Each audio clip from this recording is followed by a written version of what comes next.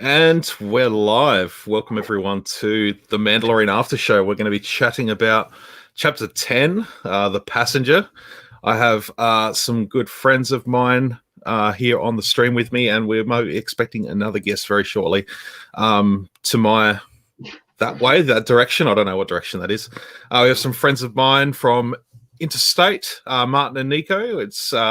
I've known these guys for a very long time. It's been great to reconnect with them recently. So, how you going, guys? Yeah, very good. Very good. Thank you. Thanks. And, of course, down below, we've got Steve, a.k.a. Sith Lord 229. Hello, sir. Thank you for having me again. No problems. We may have Usual Mike jumping in as well. He's just sent me a message, and I've sent him the link to join the stream. So, let's get straight into it. Firstly, I just asked Martin and Nico, what are your thoughts on the Mandalorian in general, like season 1 and what you've seen so far from season 2? Yeah, you want to start, Nico? I thought it was a good segue episode. No, the whole season. Oh, the season? A good one. I think overall it shows a lot. It has a lot of nods back to the original trilogy and things like that. Yeah, and for me, it's the same. I think, obviously, in general, I agree with the opinions. Like I say, it's the best thing made by Disney at the moment. Obviously, for me, it's connecting with the original trilogy in many, many ways. And I see the missing link between the Disney movies and the original trilogy too. So I think great. Like I say, we expect, let's say, every Friday we're waiting for them, so we are there, and I think it's really good. It's very good. What do you think of chapter 10? I keep wanting to say 9, but it's chapter 10. Yeah. Well, sorry. That's right. It's still really fresh on my mind, being only a couple of hours old. So, what are your thoughts? Well, look. First of all, we are a whole family watching it. So we have my wife and my daughter, and we can see this one was more a Disney kind of child kind of emotions, and the girls enjoy much more than us. But we are connected with the series in general. And obviously, you will have ups and downs. That's normal. You need that momentum to slow down a little. But we enjoyed. Like I say, 42 minutes. The word quick. It's really quick. Yeah, it did. Enjoyable. Yeah. What about yourself, Steve? How did you feel about this episode? Yeah, I enjoyed it. I mean, I don't think there's been an episode of The Mandalorian so far from season 1 or from this season that I've not enjoyed. Obviously, it was a little bit less eventful than last week's episode for obvious reasons. That's going to be hard to top. Exactly, yeah. Especially at the minute, I think following that episode, there was a lot of speculation that obviously this episode was going to follow on straight from it and was going to be as big and explosive and have like major repercussions, and there were going to be characters popping up here and there and stuff. But I think, like Martin and Nico said, you've got to think like that. You've got to take that slow steps towards building, because obviously now you've had that premiere. Now we've got we're going to get filler. Every season of a TV show has to have filler. I felt like this was the filler episode, but I feel like there were certain things that took place within the episode itself that are going to have bigger consequences later on down the line. I think the fact that we're getting droplets of New Republic involvement is going to be something that factors into the season closer to the end of the series. But I mean, I enjoyed the episode. Like I said, not a lot happened in the grand scheme of things, but as just an episode to watch on a Friday morning, it was enjoyable, and I loved some of the little references that were in there as well. Yeah, really like that, and obviously we'll talk about that later. For me, I've been suffering with anxiety all day because I've got a 7 or 8 hour tattoo appointment tomorrow, so I've been on edge. And all day I've been thinking I just want a little bit of Mandalorian just to take the edge off, but it didn't help. Once we saw the spiders, that was from the get-go, even from Tatooine, when the the gangsters are sort of putting the rope up to trip up the speeder. I'm just going, oh, I'm not ready for this sort of anxiety. I just want to see a nice little adventure happen. But yeah, we certainly got a lot more of the child in this episode, which is great to see. I like that he's getting a little bit chattery as well. Yeah, And we didn't see that much in the first season. It was a lot of sort of coos and cries and stuff. But he's sort of chatting away a little bit now, which is cool to see. They're sort of developing the child. We're getting a little bit more independent movement from him as well. I noticed in this episode where he's walking around on his own, he's doing things independently of the Mandalorian. So a lot of the things that you saw him do in season 1, he was always in the arms of the Mandalorian, or he was, just parts of the puppet were hidden by the cockpit areas that he was in, or that sort of stuff. But in this one, he was a much more free moving character. He felt more like a character in this episode rather than just being a puppet, which I liked. I think he's growing in the relation with Mando too. Like I say, he's trusting him, and Mando's leaving him a little more. So and also he's a toddler, so especially 50-year-old one. 50-year-old, but it is. So he's showing that aspect, and that's good because that gives you, more moments, special moments for the series, and that's Character development. Yeah, like I say, my wife and my daughter enjoyed a lot, seeing that. So you have the whole family. It's not only us watching, with the action. It's not the whole family. Yeah, so it's good. It's good. All right, let's bring Mike into the stream and we'll get his take. Mike, how's it going? Hello. Mike, can you hear me? Good evening, everybody. How's it going? Yes, I can hear you. Can you hear me? All good, Sam? Loud and clear. Yes. Oh, I got my lovely backdrop again. Stephen, nice to meet you finally. I've chatted to you occasionally on Twitter. And Martin and Nico, nice to meet you guys. Yeah, chat to you, Mike. Mike is still waiting for you. That's only 9:30. The stormtrooper, now the scout trooper waiting for the payment, the $2,000. Scout trooper. Yeah, I sold it to you. Yeah, remember the. No, it was him. It's him. It was in my video. Yes, it was. I was shocked. I was like, wow. I mean, I thought it was funny, but I thought it was also a bit strange. I'm like, I'm not going to pay that kind of money. $2,000. Congratulations.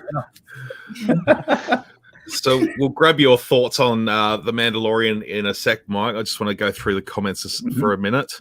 Hasbro Star Wars here from Instagram. He says, I hate spiders. Yep, I think we're all on the same boat there, especially when they look like that. Red Leader 1, hello. Sci-Fi's in the chat too. Hey guys, just finished episode 10. Geez, from the frying pan and into the fire. Absolutely. Mark that joined us last week's in the chat. Blue Harvest Toys, good morning. Spiders from Rebels. In Sci-Fi saying, notice the metal face scavenger from Jakku, the unfortunate new owner of the jetpack, for about 10 seconds. I did notice that actually, like same mask. I thought it was little. I was really impressed because because I watched that episode with my wife this morning, and I twigged what it was, but I thought I'm not going to bore her with useless information because she won't remember that. So I just kept my mouth shut, carried on watching, and she said, "Oh, that's the guy from Unkar Plut's junk shop who tells Ray off." I was like, "You have been trained very well." Time to marry her again. Yeah, I think so. Let's get her. We've only been married 18 months, but let's renew those vows. Hoppy's Creations says, like the alien reference with the eggs. Yeah, that was cool. All right, Mike, let's get your thoughts on. Let's hear from you. What did you think of Chapter 9 last week? Chapter 9 from like an hour ago. No, last week. Last week's episode was. I just want to get your thoughts on last week. Yeah, that was I think I said I was in the chat last episode, and I said, it was the Jump the Shark episode, which it should be middle of the season. If the ratings slump, you put an episode like that in, and that's like blockbuster stuff. That's what you want.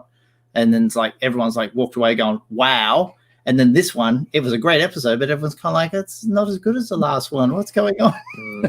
But it was a decent episode. I must admit, I enjoyed this episode. Last week's episode was it's fantastic. And I think, remember, Steven said he loved watching a sand person legging it, trying to get away from a great dragon. I thought that's hilarious. I've got I want to see that moment of the season so far. Yeah, I'd like to see like Tuscans in the Olympics. Like, I'll just There's got to be a Tuscan 100 meters coming up at some point, surely. Tokyo 2021. All right. So the spiders are back. They're slightly different to the ones that showed up in Rebels, but they're definitely based on that old Macquarie piece. They were terrifying. I had Harry Potter vibes. I had Harry Potter vibes watching that. I thought it's straight out of Aragog coming down and then Ron and Harry freaking out. I was like, this is Harry Potter.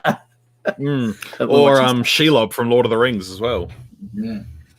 I think that's one of the things that Dave Filoni and Jon Favreau, and in this instance Peyton Reed, who directed this episode, do really well, is draw on inspiration from other films and other franchises, but do it in a way that's not a carbon copy of that film or TV series. I think they do that.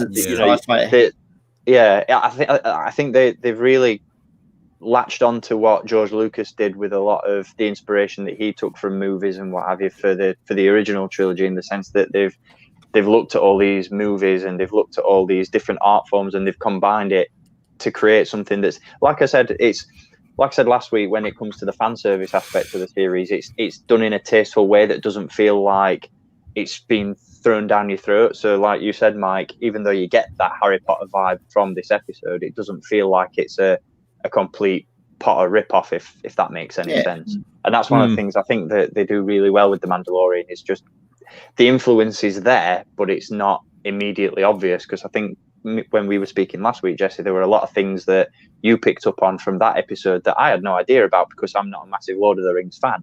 So I didn't know all that stuff that was, to do with Smaug and all that sort of stuff from last week's episode. So, like I said, the influence is there, but it's not obvious, if that makes any sense. Which I think is really good. Yeah, it was kind of cool in this episode too to see sort of Mando like brought back down a peg too. Like he got up to the level where he's basically just taken out a crate dragon on his own to being tripped up by a rope, and then and still had the crap on him as well. He was still dirty. and then chased down by giant spiders. Like, I love that reference at the beginning of the episode as well, when he was in the cantina and he was asked how he got hold of the armor, the other Mandalorian armor, and he's just kind of like slumped with the stuff on his back. He's against the bar. He's like, I killed a crate dragon for it. No big deal. No biggie. A day in the life of the Mandalorian. Yeah.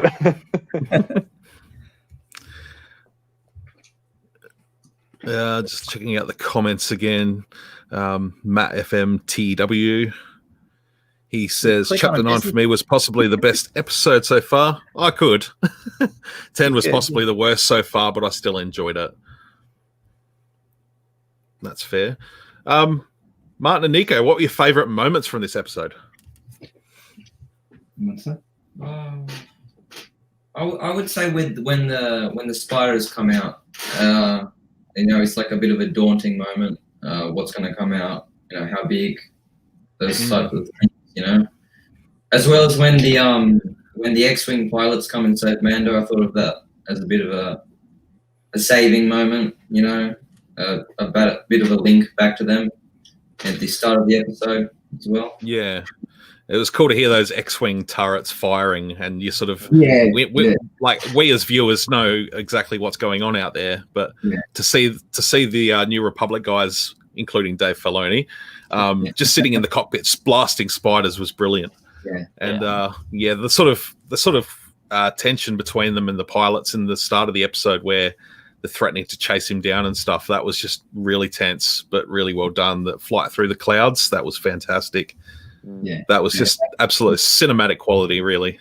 For me, the X-Wings moment also, where they appear the first time, let's say we saw that before in the trailer, but that confirmed they are there was good, and also the moment of I like more the western part. So when he was on the bike and they put the rope and he had that encounter with the other bounty hunters, that's for me was good, and then that when he walked into the cantina, I have that feeling of Han Solo moment too, like the attitude, that air of Han Solo there back. So that my 3 moments. Yeah. What about yourself? Yeah. What about yourself, Steve? What was your favorite moment from the episode? Or moments? I'd probably say the realization that when the eggs started to hatch in the ice cave, that they were the spiders that we had seen in Rebels and that were obviously from that Macquarie concept art, and the fact that you just got when the child cracked that first one open for a snack, and just sitting there and trying to like make out what it was that he was eating, and then when you realize, hang on, that looks a little bit like a spider, and then the others started to crack open, and you're like, oh, it's those things again. That sort of that was a good moment. But again, like Martin and Nico said, the X-wings can never go wrong with an X-wing. So those scenes were really good. Just I think the whole thing, the hot springs as well, the little frog in the hot spring. That was funny. It was like, whoa, he's naked. Not saying it was a favorite moment. I'm not saying it was a favorite moment, but it was up there. Yeah, I like that we're sort of with the X-Wing, with the appearance of the X-Wing and the New Republic, are starting to paint a bit bigger picture of where the New Republic is actually sitting at the moment in terms of the galaxy and how they're taking control back from the Empire. And really, their mission seems to be, sending out scout pilots to infiltrate and try and find maybe Imperial holdouts and, get rid of them, basically. And, if anyone is a threat, they're going to probably take them out as well, like they did with the communications tower thing in was it Chapter 6 when Mando set the beacon off to bring the New Republic in to blow them up. Those little mentions as well in this episode of the previous episodes that had taken place before, like such as the X-Wing pilots referencing what went down on the prison ship. With the other bounty hunters and stuff, and there were a lot of callbacks to that episode in this episode, which I really liked. Obviously, the X-Wing pilots referenced Mando stepping in and trying to save Davin, whatever his name was, life, and obviously the reappearance of Zero, albeit the salvaged parts of Zero on the Razor Crest. That was really good. Like the realization that Mando's kept the droid. So maybe he doesn't hate droids after all because he kept it. Yeah. Which we didn't Someone know, actually obviously. pointed out that one of Mando's, his thigh armor, the non-Beskar one, he's replaced it with a part from Zero's leg. I didn't catch that. I'll have to watch that. No, again. I hadn't either. But I'm not sure whether that's been something that's popped up in the trailer. I didn't take note of it tonight, but maybe it happens later on in the season. But Mike, favorite moments? The first moment that got me was the little guy got the baby with the knife and he swapped it for the jetpack, and that straight up in the air. I thought, you beauty. What a way to kill your enemy, just shoot him in the air 1,000 feet and drop him. Yeah, I wasn't expecting him to come back down. I was expecting there just to be like a focus on Mando's helmet and then just like the reflection of an explosion in his visor or something. Yeah. I thought that was going to, because at first I thought, oh no, he's lost the jetpack. And then I was like, oh, but he's got Boba Fett's jetpack. And then obviously it came back anyway. So yeah, I wasn't expecting that guy to make it out in one piece. And like Nico said, when the cantina scenes, I'm always looking around in that scene, like what alien, who's there, what else can I look at? Yeah, they kept it quite tight, the shots. I wanted a big wider shot. I want to have a good look around again. I think it's cool to get a better look at the ant. Yeah, I was just about to say, do we think that was Keepkak or? Yeah, like another giant bug. I like that it's probably a nod towards the giant grasshopper. Yeah. With going with a bigger ant. I can't remember what she said his name was. I didn't pick that up, but she did mention his name. But it was cool to see that sort of alien just. Doctor. Yeah. I can't remember. No. It's still out of Honey, I Shrunk the Kids. Oh man, I haven't watched that movie in a long time. It's been a long time. What else would I find that was good in that movie? Hughes just reminded me his name was Dr. Mandible.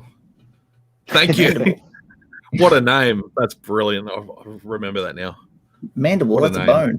Yeah. I couldn't help but think that was maybe just her nickname for him, though. Maybe that wasn't his real name. It could have been. Yeah. Cryboy saying Boba probably saw that happen.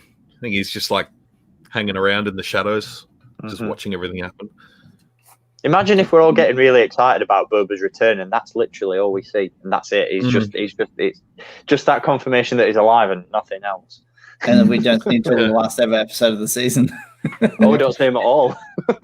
Another couple of years, we'll get a comic series that's just like, exactly. No, I'm sure they wouldn't plant a seed like that, like especially Favreau Filoni. I don't think they'd plant a seed like that to have it, wrapped up that shortly. I don't think they like their mystery boxes as much as other directors. Not to name any names, but we know who you're talking about.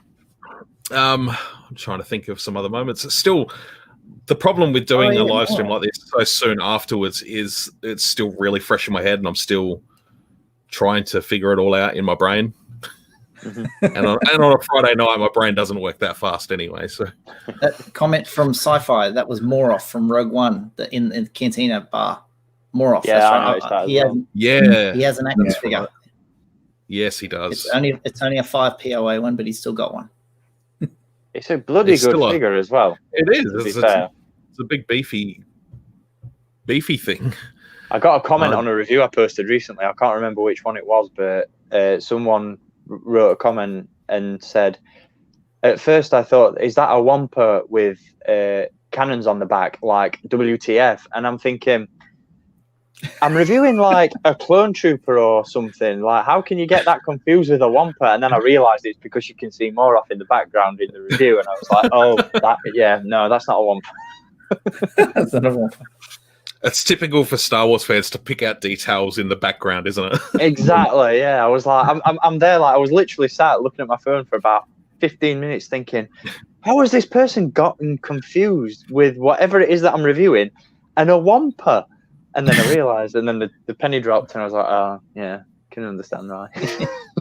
It's like, oh wow, they've just put Tamira Morrison as Boba Fett back on the screen, but look at that tiny little Womp in the distance. Yeah, the sun's a different color. More off in Lego as well. There you go. Yeah, there was. That came with the something set. Yeah, yep. The Scarif base, I think. Lego aficionado, not me. Oh, I've had to pull back on the Lego in recent years. It's just worth its weight in gold. Yeah, I've managed to keep all the minifigures, but I can't keep up with Lego as well anymore. But unless there's some more Lego Mandalorian stuff, I might go for it. But so I'm interested to see where this is going. They finally got out of the snow planet. He's taken off. Looks like we're planning on. Yeah, what was the planet? Trask. Yeah, which I'm guessing is the. I think we're guessing it's the ocean planet that we've seen in the trailer where he's on the boat. Mm-hmm. I'd be really disappointed to see if that's the end of the Razor Crest. Like, he's going to crash it and get a new ship now that we've all forked out all this money for a. He's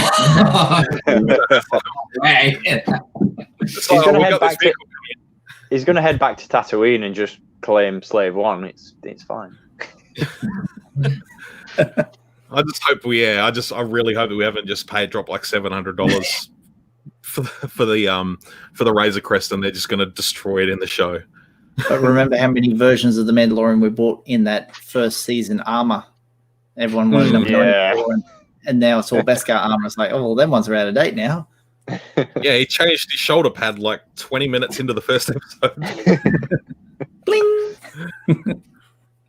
I've actually made it my mission at the moment to get enough Mandalorians to make like an evolution of how his armor progresses. So I've done like I still need to go back and get the season 1 Mando. So he's got the Shore Trooper pauldron because I've switched out for the Beskar pauldron, and then I've got him in his Beskar armor without the signet, and then with the signet. That off? Yeah, you shaved the signet off, didn't you? You cut it off. Yeah, and smoothed it out.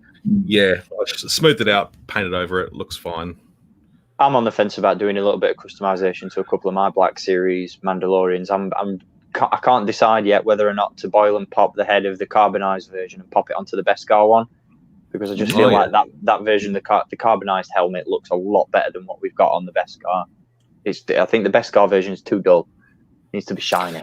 Yeah, I spoke a lot about the helmet mold on the first Mandalorian, and there were some that came out right, and there were some that came out really, really poor. And they were like they'd been pinched at the bottom. It was literally like an upside down bucket. Whereas as I said, like the helmet, the bottom of the helmet is like tapered down towards the chin from the back of the head. Yeah. And my pre-Beskar Mandalorian still got the best helmet, and I've got 2 of the full Beskar Black Series, and it's just not as good. I don't know anyone who's got one yet, but what do we reckon about obviously there's that build-up pack coming for the Black Series where the Mandalorian has the removable helmet.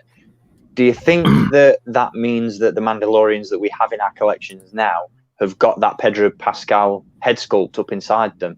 I've not taken the steps to have a look, but I've pulled one off, and it's like literally just the most basically molded little like head shape.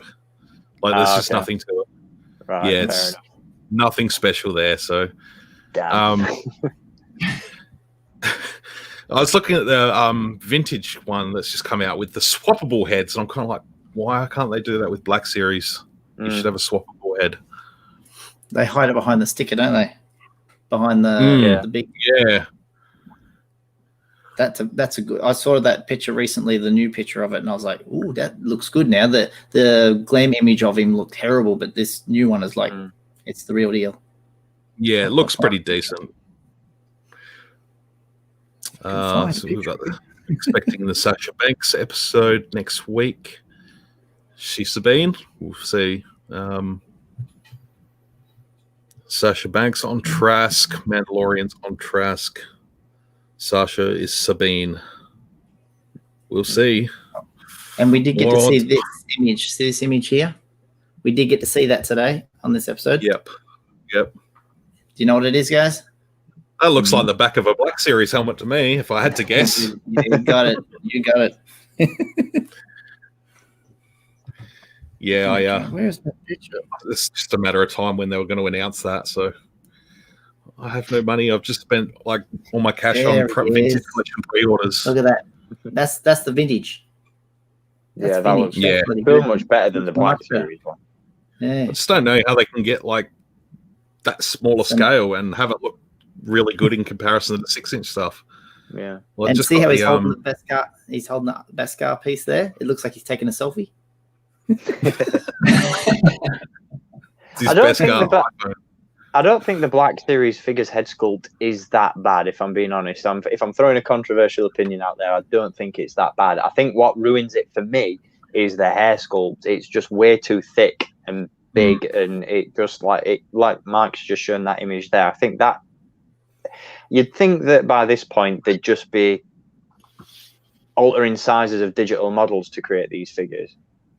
And I would have expected the Black Series and the Vintage Collection head sculpts to be exactly the same, just obviously shrunken and enlarged. On scale down, yeah. But when you compare the two next to each other, they're completely different. And obviously on the Black Series, you've got that wider cheek and jaw, which makes him look a bit like a blobfish. But then you've also got that like really big, chunky head of hair going on, and that's just not apparent on the Vintage one, which in my opinion makes it look 10 times better.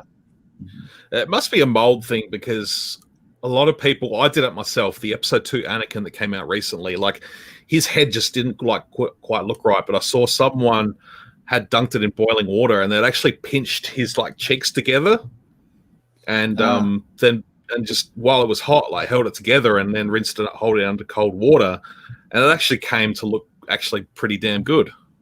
Because they said he looked like Justin Bieber originally. So you had to fix him up. Oh, So I don't think I would have. I completely skipped that Anakin figure just based on the pure fact that he doesn't have that soft goods lower tunic. I was like, how can you miss something as blatant as that? And it just it just put me off completely. So I've still yet to pick up Anakin or Obi-Wan from that way. And Obi-Wan's that's not me. One, but... Yeah, that's not me. Because I'm a completist when it comes to Black Series, but didn't touch That's a those. good head on that. Yeah. Obi-Wan Kenobi, Jesus, he looks like your Lord and Savior.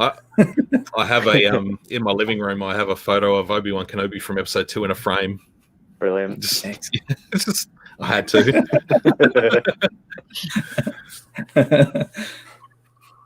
Mike is saying, so everyone watch the new episode. It's 6 a.m. here. I'll be watching it soon. Well, hopefully we haven't spoiled it for you so far, because we've talked about it quite a bit already. He must be in the US. Yeah, still counting votes. What time is it for you, Steve? I don't know what time it would be. 10 in the morning, shouldn't it be? No, I reckon 12. Be about 11. Yeah. I think 11 or 12. I don't know. He's reading something. Look at your clock. Oh, sorry. I thought you were talking about something else. I didn't want to interrupt. No. I was asking you what time it is where you are. Oh, it is 11 o'clock in the morning. Hey, it didn't get you out of bed too early. No.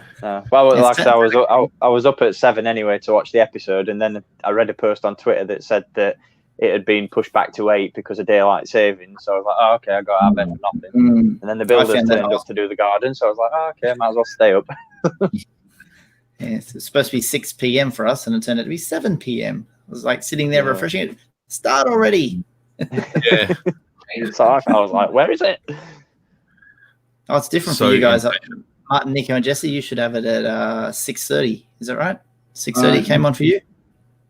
No, 8. For us, 8. I don't know, because we're too far away from everything in New South Wales, but 8 o'clock. They're up in New South Wales as well. It was just on for all of us at some point today. Yeah. The concept of time is irrelevant now. Yeah. In these COVID times, there's no such thing as every day is just day. We don't have a Monday, Tuesday, Wednesday, Thursday, Friday. We just have day. Day 1, day 2, day 3. Work day or non-work day.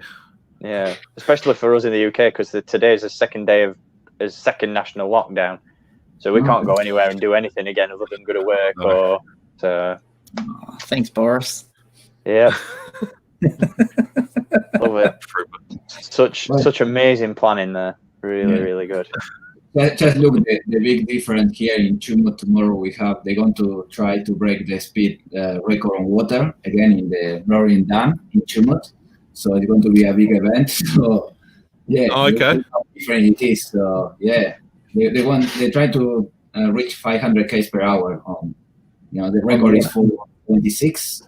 So they want to try again. So big event tomorrow. So. Oh wow, that's cool. Yeah, very good. Mark was up at 5:30 a.m. He was so excited, and he's saying, "Hit like, everyone! Hit the thumbs up, smash that like button." As people say. Mike, the Star Wars toy collector, he's Canadian. Oh, Canada! Excellent. That's right.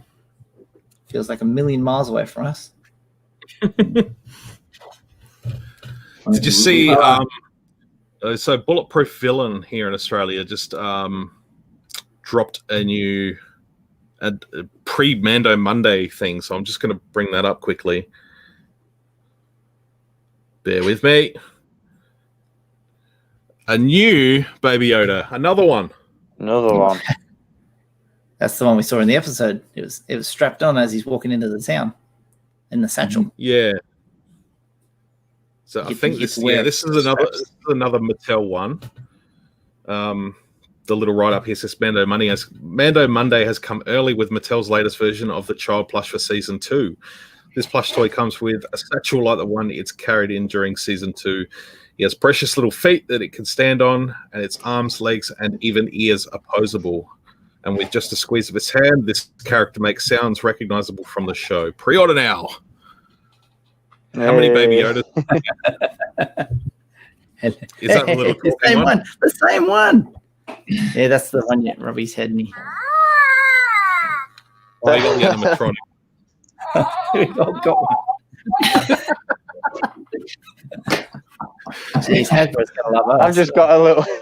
All right, everyone, get them up close. This is going to be a good screenshot. This is the thumbnail. Right, I've done a pre.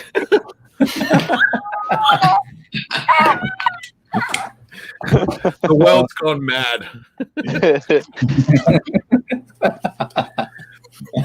Hey, since we're showing some love for the tile, let's also just like shameless plug on your part as well, Jessica, because I know you did a video on this, but shout out to Hyperspace Pins. Yes, Ooh, absolutely. Yeah. Awesome stuff from them. Where are they located? In the US. They're in the US? Yeah, West Coast, I think, from memory.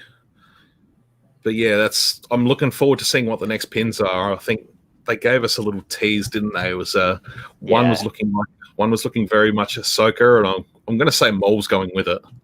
Yeah, it's a pretty safe bet. Those two vintage collections that are coming soon. You saw my video about that? Yes. I haven't seen it yet, but yeah. Oh, Spoiler alert. Yeah, follow. They're rumored. Yeah, Yak Face is all over that on social media and stuff. So yeah, I saw that on Instagram this morning. Anyone got any thoughts? Any questions in the comments? I'm just having a complete mental blank. This is the problem when we get a relatively uneventful episode in comparison to last week, because last week we were on for a good hour just talking non-stop about the episode, and we've segued in this one into toys and all sorts of other stuff. So you can tell that this episode's not been as sort of full on. No, not as lore heavy, and just sort of a standalone adventure. Mm-hmm. It got the story rolling along though. It's like it calls back to old episodes. It's going somewhere in the next episode, so it's got a bit of a story to it as well. But when I look at like the Frog Lady, do I want that as an action figure? Not really. The Funko Pop we had revealed. There was a leak of a Funko Pop that had those the jar with the eggs that we saw in this episode. There's a Funko Pop being leaked of that image of, and we all looked at that and what's the go with the eggs? So now we know it was all this episode. So we're looking at a Mando Monday official reveal there, probably.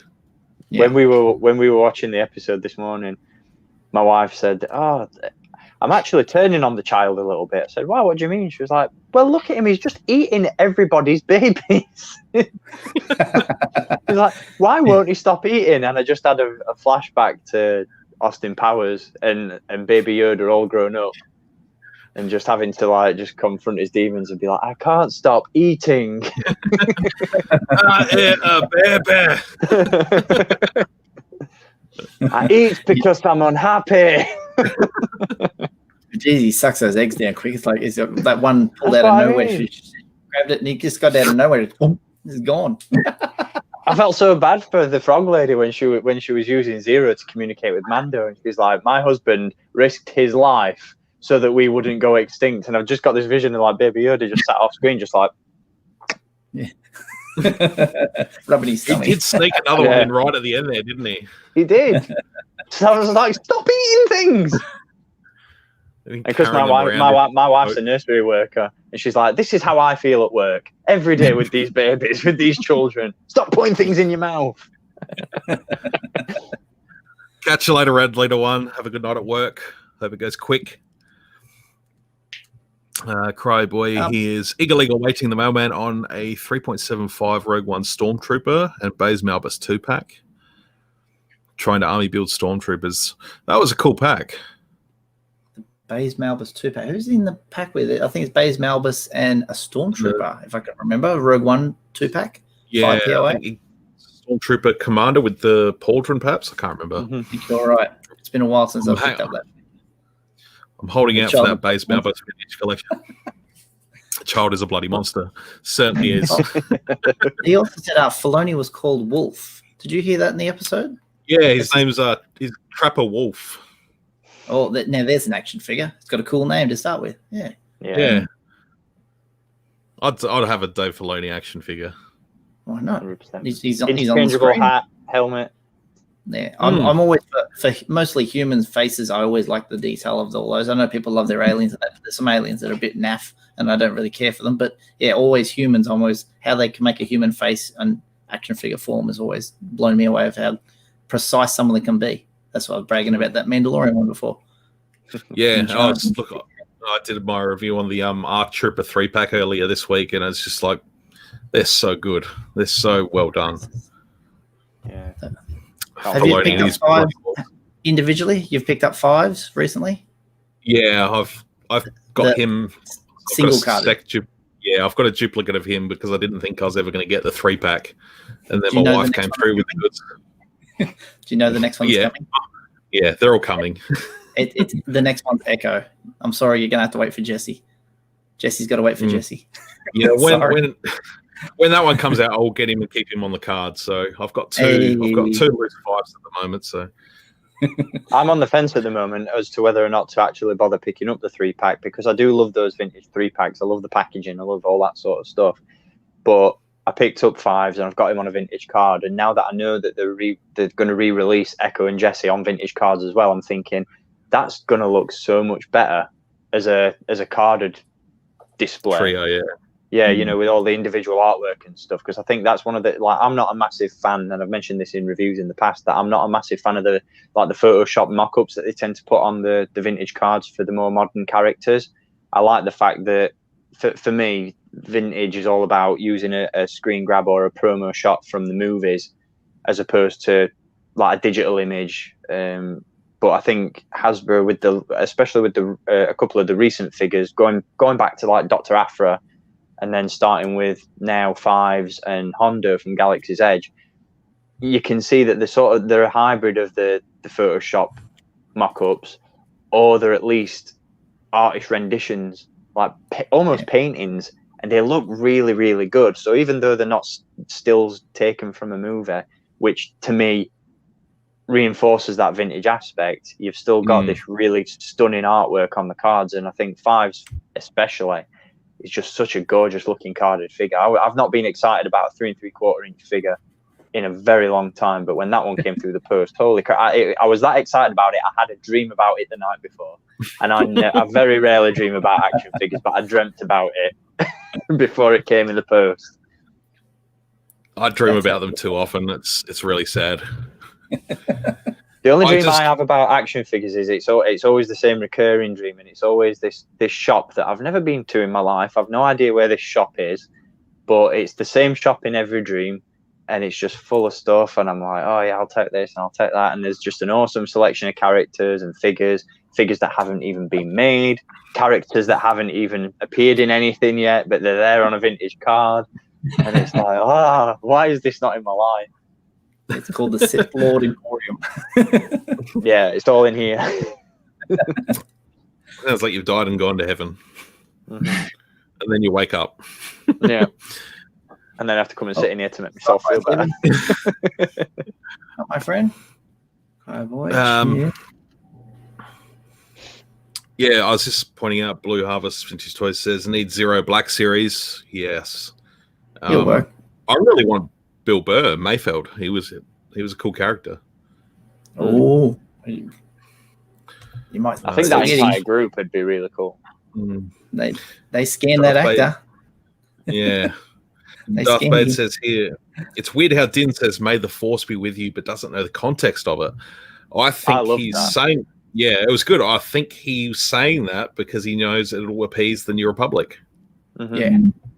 It's just like, yep, I'll tell them what they want to hear and they'll get out of my hair. You know what I did really like in terms of like attention to detail through this episode, particularly on the Snow Planet, is as the episode progressed, Mando's hair slowly become increasingly like frosted up. Like he's just catching like ice and snow on the T-visor, and it's just sort of started frosting up around the helmet as the episode went on. Yeah. That was just really cool attention to detail, and you know, someone had to work hard on continuity to make that happen right. Yeah, 100%. You know what happened? Really good. You in a year's time they'll have the Beskar Armor Frosted Edition. Don't give them any ideas. No.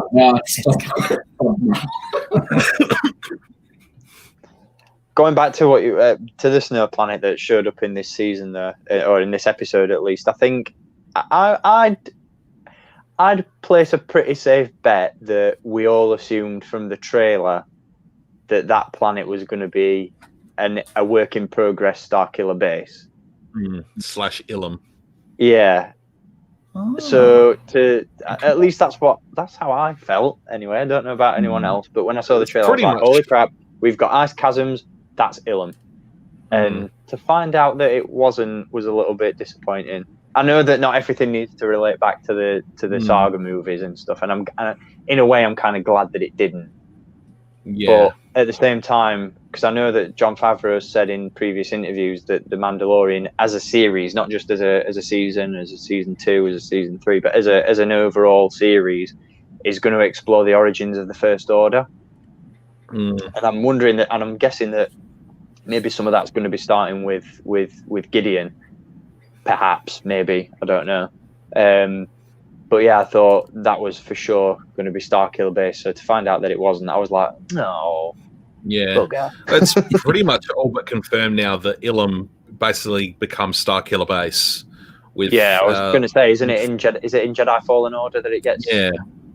Isn't there a shot of you approaching the planet? And because I haven't played the game, but I've seen that shot where the ship's approaching Ilum, and you can see the starting to be cut out almost. Yeah, you can see the trench where the super laser being placed. You go through a couple of doors at the end of the level before you start making your trip back, and there's almost like a chasm. It's nowhere near as big as like the trench that we see Poe flying down in, but it's almost like very early days work in progress.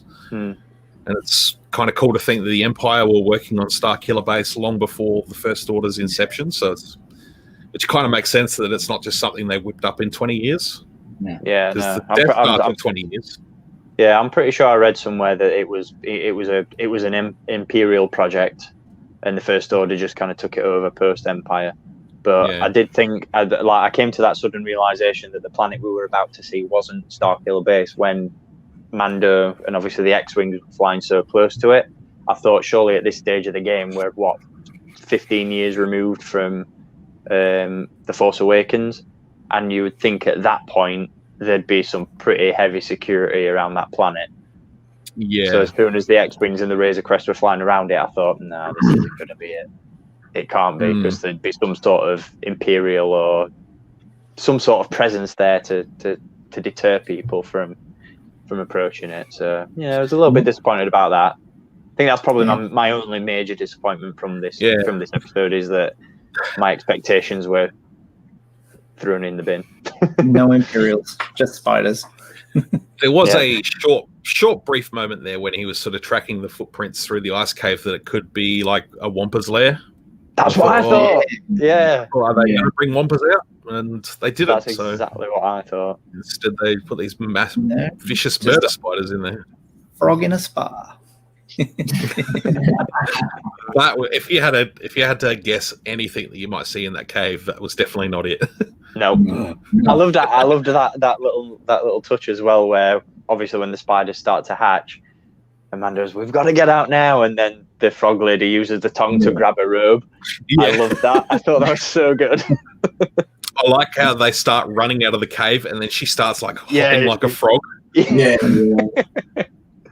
So good. It really does feel like Star Wars again. Like, 100%. Yeah.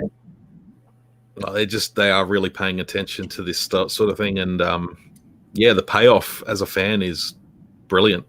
Yeah. Just to see the Mos Eisley Cantina again. I mean, I know there was a lot of complaints early on. It's like, oh, we're going to the Mos Eisley Cantina again. There's like so many bars in the galaxy, but he keeps going to this one. But they sort of briefly mentioned in the episode last week that he has actually spent quite a lot of time on Tatooine. So it's obviously a hub for criminal activity. Future place. Yeah.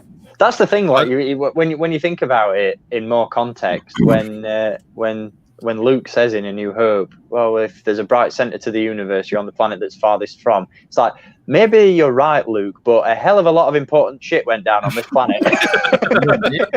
In the grand scheme of the galaxy and the world and everything, you know, there's a lot of, this planet is of huge significance, and I don't think you realise. Yeah, it really is. Let's start listing it. The Chosen One was born there.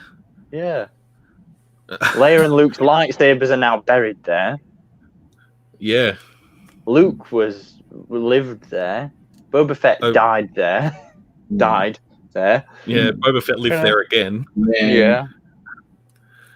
Jabba the Hutt lived there. Yeah. I can't help but feel like that line in that movie is just like incredibly ironic now. I don't think it was probably intended to be at the time, but now it's just like, quite a lot of stuff went down here. kind of ironic too that where Luke ends up dying is the furthest place away from the galaxy, like from the center of the galaxy. But it was a much nicer looking rock than Tatooine. Very much so, yeah. Crime Heights. All right, Martin and Nico, what are your hopes for next week, and what do you want to see for the rest of the season? Okay. What are some wish list things you want to see? Yeah, well, my best wish is to see more connections. Characters that will come back, or like Sabine. I would like maybe a connection with Rebels to continue to close, the gap between the movies and and give us more spin-off or more opportunity for more characters. Like I say, I to be honest, I'm happy with anything. I know a lot of people want to see certain characters, more action or more places, but we are in a hard moment in the world and in the planet in general. So to having the Mandalorian and you see, we don't have movies this year almost. To have this for us, it's a big plus. So really, it's a movie every week. Yeah. That's it. It is for us. It's the movie. We go into the movies, to watch the Mandalorian 40 minutes and. To see the connections, it's all good. I would like to see more characters. Personally, I would like to see how the Republic is taking the control again for at least for 5 minutes. How it happen. But at the end, any surprise, I'm happy. I'm super cool with whatever. Can't say it any better than that. And it's something to get excited about every Friday. It's a hard year, but it's something good. And I love seeing new people, characters come in, get a bit of development on who they are, and see something new every week. I think we're extremely lucky as Star Wars fans that the fact that the pandemic breakout happened and it didn't affect the production of Mandalorian. I'm sure there was some behind the scenes stuff that was affected in the lead up, but what we're seeing on screen is movie quality, and I dare say they were probably planning on dropping first episode in cinemas at one point. Yeah, look, for me, I collect Master of the Universe. That's the other collection I follow, and I was expecting a big year for He-Man because Mattel was launching again He-Man Origin toys and a Netflix series and the movie. The fans of He-Man were waiting for a good movie, and that got delayed for COVID and everything. So you notice others are struggling. At least Star Wars continue and giving us something, and it's good. Who can complain really? Really, who can complain? So we've got a little question here in the comments. Any thoughts on the Kenobi series? Give it to me. Give it to me now. I'm so ready for a season of Ewan McGregor. I was watching a live stream, or it was a recorded live stream where Patrick from Hasbro had all the guests from all the fan sites, I can say that, and they're all asked him about making toys for this Kenobi thing, and he was like, well, we can't divulge anything yet, but it's very exciting. So he obviously knows something. So I think it's pretty much a given that any Star Wars media is going to produce toys at this point. Action figures. Yeah. I mean, you wouldn't think it with the turnout for Rise of Skywalker, because there's I mean, what have we had, like one new figure announced in 2 years nearly? A year? Yeah. Oh God, it's only been a year since the God, it feels longer. Yeah. If you're talking Black Series, it's one, isn't it? Yeah, Dark Side Yeah, Ray. Dark Side Ray. Yeah, exactly. Yeah. I think we've had about we haven't had anything. Ray in the white outfit, and Sith Trooper, and a Jet Trooper, and a Knight of Ren. Yeah, and a Knight of Ren. Janna as well. Oh, Zori and Janna, that's right. Yeah, I forgot about that. Easily done, Mike. Easily done. I say it can be great, like I say, because we know we want more of Kenobi. But look, going back to the Mandalorian, that was a character that didn't exist before, 3 years ago. So, that surprise or the new characters, Star Wars can develop could be great. So, as the Kenobi is a big plus, but anything really could be good too. Like Nico is always waiting, asking, he wants to see something from the Old Republic. I love Darth Malgus. I would like to see that. Or, like I say, where's the Old Republic? And anything could be good, but Kenobi is something safe. Let's put it away with Agrego. So yeah, super welcome. I'd say it's a pretty safe bet we're going to get Old Republic content down the line. I don't know if I tend to make the connection to merchandise that comes out before any formal media announcement, because like I think I mentioned on the stream last week, Jesse, that prior to last week's episode of The Mandalorian, there seemed to be a heavy influx of Boba Fett merchandise getting announced and being released, and obviously we ended up getting the big reveal at the end of last week's episode. And then I feel like maybe we're going down a similar sort of route now, especially with you've got the recent release of like Jedi Knight Revan in the gaming greats, you've got Darth Nihilus, Revan's lightsaber, Force FX lightsaber. I feel like those decisions aren't just made on a whim. There's something there. Yeah. It's almost as though this little trickle of putting things out is sort of a test in the waters, sort of. Yeah, and look, do you think if they were to continue Legends, like go back and say, all right, we're going to pick up where Legends left off and we're going to continue doing Legends stories, but keep them really strictly Legends? Or do you think they're going to go back and do what they've been doing, is cherry picking from the old EU and making new content?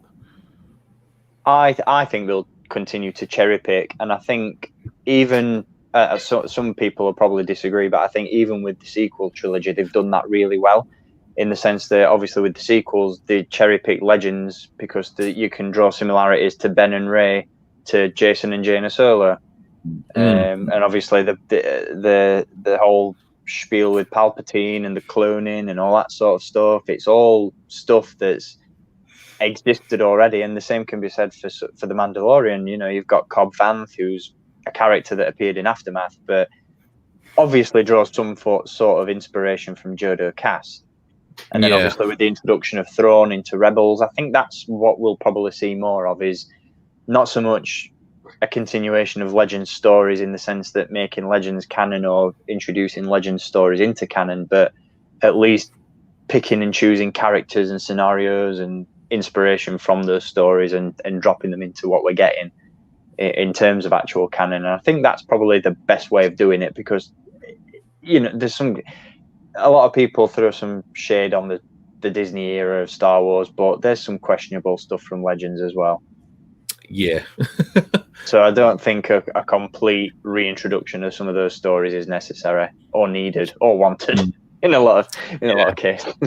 Jackson the Rabbit, please. Anyone. Exactly, yeah. That was the first thing that came to my mind, but I didn't want to say anything in case we had any closet Jackson fans in the comments.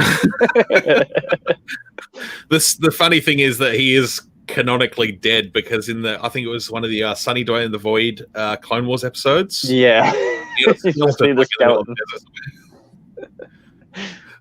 Put the stamp down on that one. Yep. Let's see. Mark here is a fan of Patrick from Hasbro. He is a fantastic used car salesman.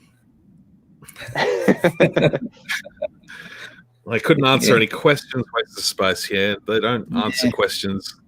They tell you stuff on their terms, but that's about it. 5 guesses, and everyone got 5 questions, and all of them were sort of like, we can't say anything about that yet. Yeah. It's like Neo from the Matrix dodging bullets. He's just like, They'd make the team who handle some of these press interviews or fan channel interviews would make superb politicians. Oh yeah, dodging bullets. Yeah. Maybe we should ask the Hasbro team how to handle COVID. Maybe they'll be the ones that know.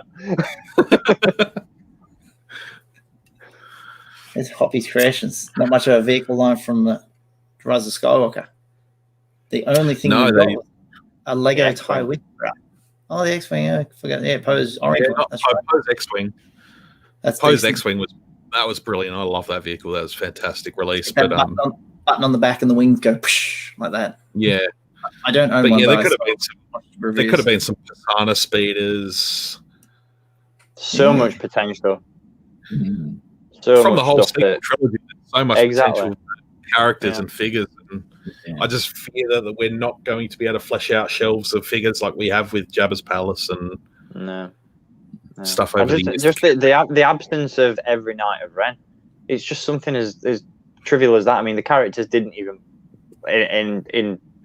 in many ways factor into any of the events of the movies. You know, they weren't as important as everybody probably hoped they were going to be. But, you know, just to have, you know, you've got a group of characters who appear on screen together all at the same time, and you've got one version of each of them in a different scale. Yeah. You can't even round out a team in 6-inch or 3 3/4 inch. And that's like, you know, if this was 2011 and we were getting sequel trilogies, we'd have got a Knight of Ren battle pack. We'd have had a Pisana speeder, like you said, Jesse. We'd have had so much stuff. Yeah. I mean, my wallet thanks the fact that these movies came out now. but God, it's really depressing when you think about how much cool stuff that we could have gotten from those films, and it's just not materialized. It's so sad. I saw someone post a photo from a Toys R Us back in 2011. And it's just, what I'd give to just be let loose, like vintage collectioners just coming out. There was some early waves there. Even those like Force Unleashed multi-packs that we got. Yeah. Stuff like that. And I think the year after that we ended up getting the third Force Unleashed battle pack and the Republic Commando set with the upgraded articulation. Just stuff like that. Think outside the box, for Christ's sake. Do you know what I mean? Just there is more to Star Wars than Baby Yoda. Darth Vader. I don't know if anybody at any of these companies is aware of that, but I understand the hype, but it could very well go down the route of Jar Jar fever again. Like the amount of merchandise that came out in '99 for Jar Jar Binks, and some of those figures just sat on shelves for so many years. Yeah, and they're very big in that. Just waiting for a piece of Baby Yoda merchandise that can rival the French kissing Jar Jar lollipop. I've been looking for one of them on eBay and I can't find one anywhere. I'm not surprised. They've all been French kissed. Yeah, but you squeeze his head in his mouth. That one. I know the one you're talking about. That was very disturbing. Yeah. Someone at Lucasfilm signed off on that. They said, fantastic, go for it. Yeah, this is so appropriate. Do it. Suck the tongue of a lizard. This is like, what? It's only a matter of time before we're getting an egg-eating child, isn't it? Where you press a button on his back and he goes... Yeah. Well, tonight we saw a spider landed on his head. So straight away I thought Funko's going to do that. Funko's going to do... Spider head on his head.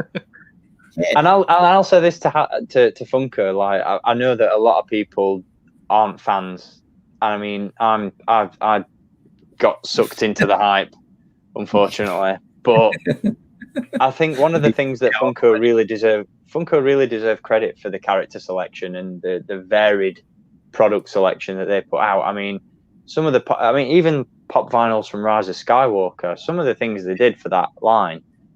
You know, I was looking at stuff from Funko for the last movie and just thinking, why are these not action figures?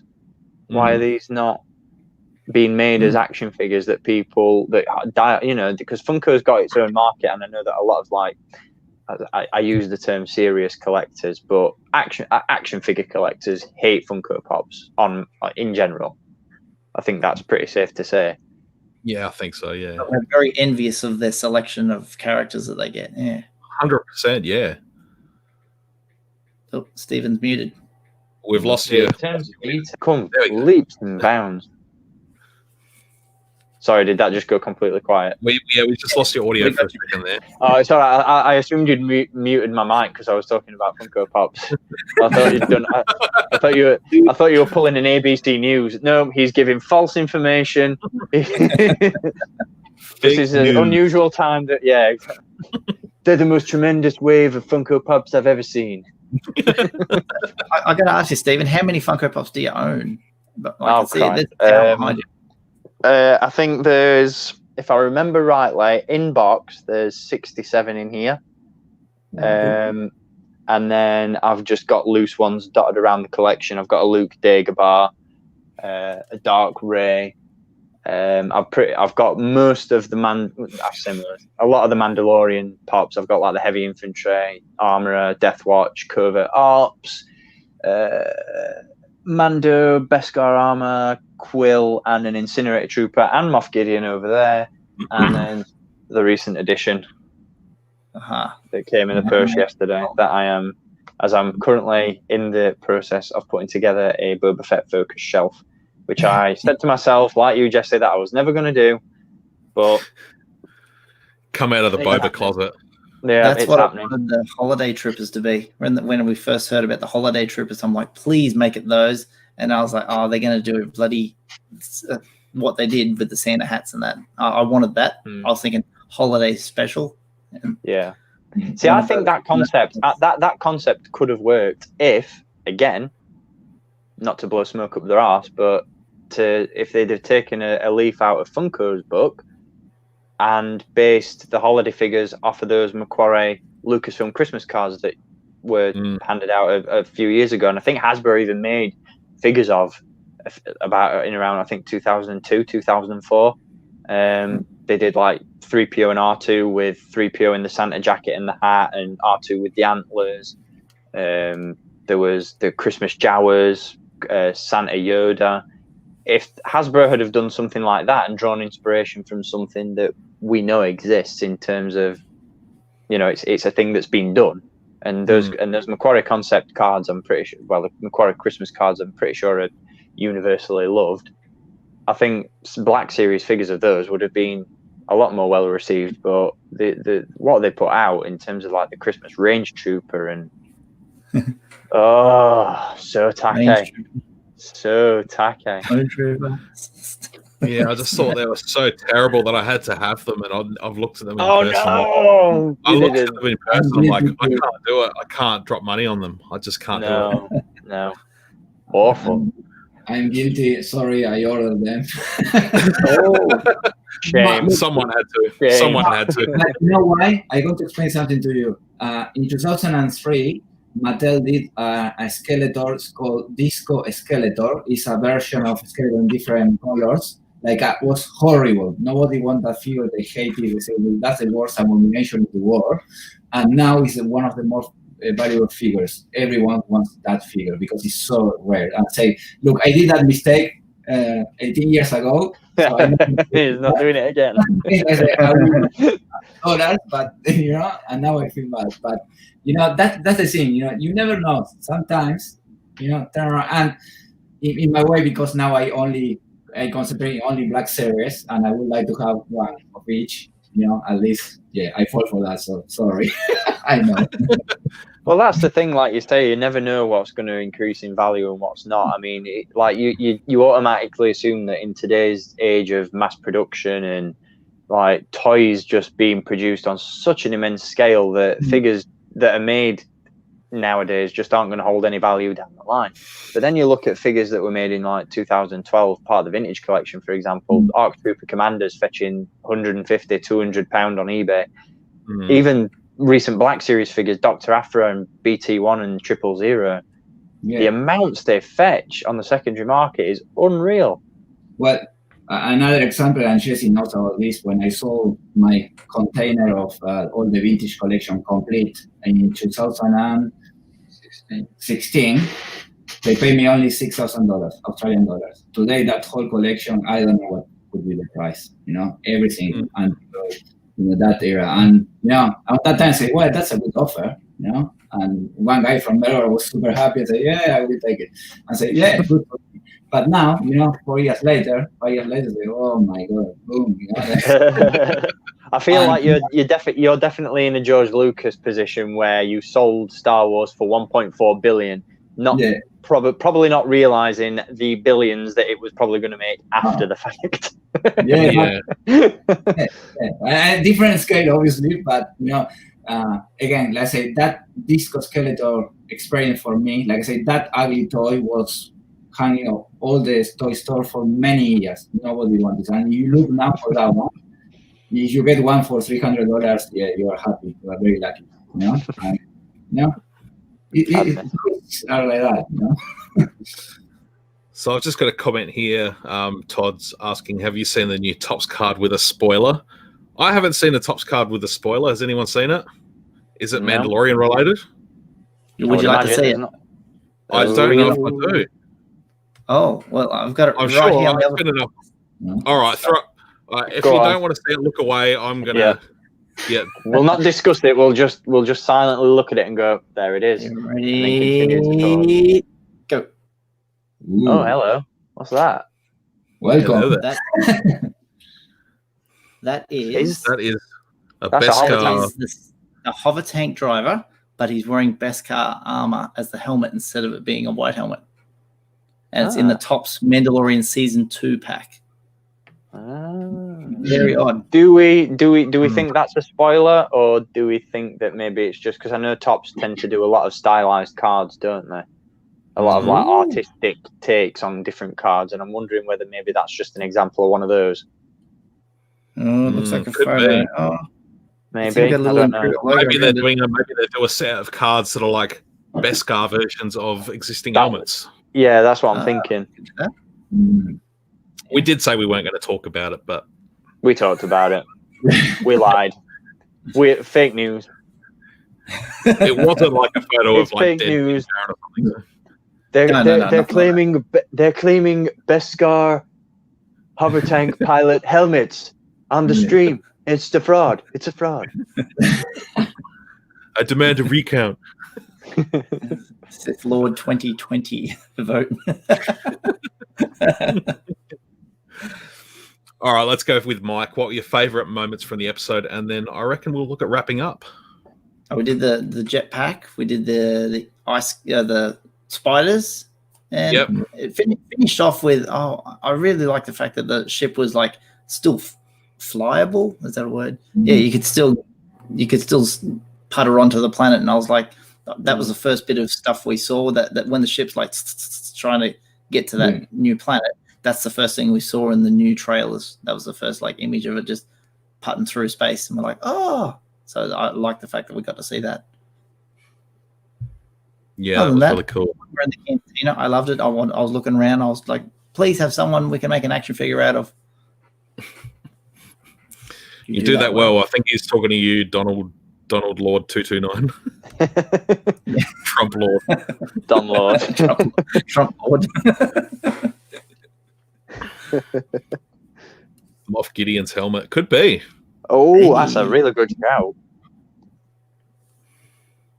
I like it. I feel like he'd wear, I don't know, he's a good looking dude and I'm sure he knows it. I don't think he'd wear a helmet. I would expect him to wear something more, I don't want to say regal, what's the word? Like something a little bit more decorative.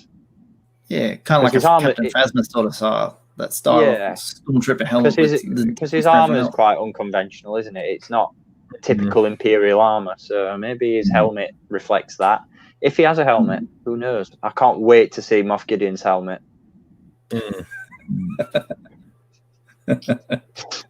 That's so wrong. I knew it. I knew how it sounded as soon as it started coming out of my mouth. But I thought, no, I'm committed. I'm sure he keeps it well polished. In my Star Action Figures basket. I have mine on pre-order through Zing, so I'm looking forward to that. The pre-order of all the retro collection, I did all them, except for that. Oh, did you? I haven't been the body yet because I know. One that comes in the Monopoly really makes me mad. Yeah, I think I'm gonna hold out on the retro a little bit because they're not coming out till May, so we've got a little while. Yeah, I'm on the fence with those because I feel like if I pick them up, then I'm going to be conflicted as to. So I've up to now I've picked up the entirety of the first wave of retro collection, and I've picked up Bespin Luke and Yoda and Boba Fett from wave 2. I'm not in a rush to get the others, and if I pick these up, I'm just going to be like, do I keep them carded? Do I open them up? Keep it carded. Yeah. I say that as I look over your shoulder and see them all loose. Yeah, this is true. I mean, the carded collection is growing, but Mike's out. Mike, the Star Wars toy collector, he's out. Have a good day up there in Canada. Stay safe. TIE Fighter pilot helmet. That's a good thought. Cryo Boy. Yeah. Nice. Oh, well, I think we might wrap this up. We've been going just over an hour, nearly an hour and a quarter. Yeah, thanks for coming onto the chat, everyone that's in the chat. I'll be back next week, next Friday, for another round of this. Mando goes on a boat. Mando on a boat. Mando on a boat. Big thanks, Martin and Nico. Thanks for joining me. I appreciate it. It's been great to chat with you guys again. It's been a long time, but we'll definitely do a chat again soon. Maybe after Mandalorian, and I'll go back to my regular live streams. Yes, of course. Talk some Star Wars toys and among other things. Yeah, sure. Do you want anyone to check you out on social media or anywhere? No, Chelsea. Model trains can go in our channel. Yeah, if you're into trains, model trains, their channel's the place to go there. Yeah. Steve, we all know where we can find you, but let people know anyway. Yeah, like I said last week, everywhere.com/229.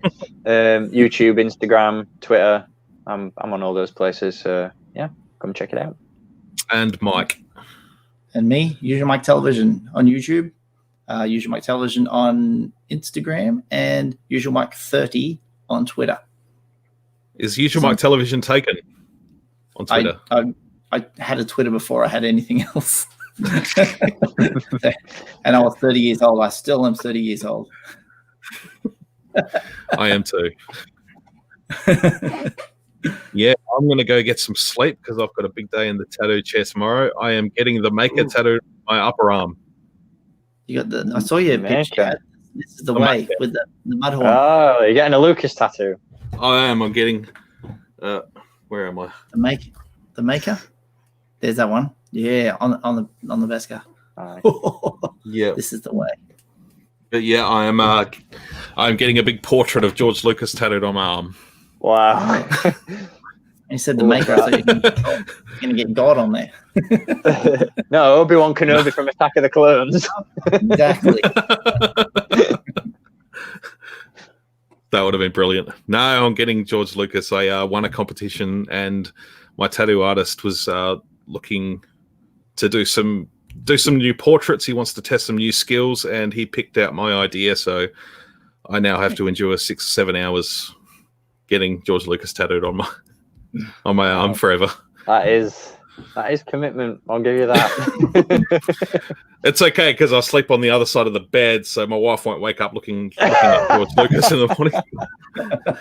I suggested my tattoo artist, like the other idea I had would be Harrison Ford, because I've got a vintage Chewbacca on this arm. I have Han's DL-44 and Never Tell Me the Odds on this arm. And if I had got Harrison Ford up here as Han Solo, he says, yeah, you don't want to wake up in the morning with your wife kissing your arm. Valid point. So yeah, I'm looking forward to it. I'm very anxious about it, but I'm looking forward to it. Oh, good luck. Sending love. Yeah, thank you. All right, everyone. Thanks for tuning in. I'll be back next week. We'll see who joins me next week. Till then, this is the way. This is the way. We have spoken.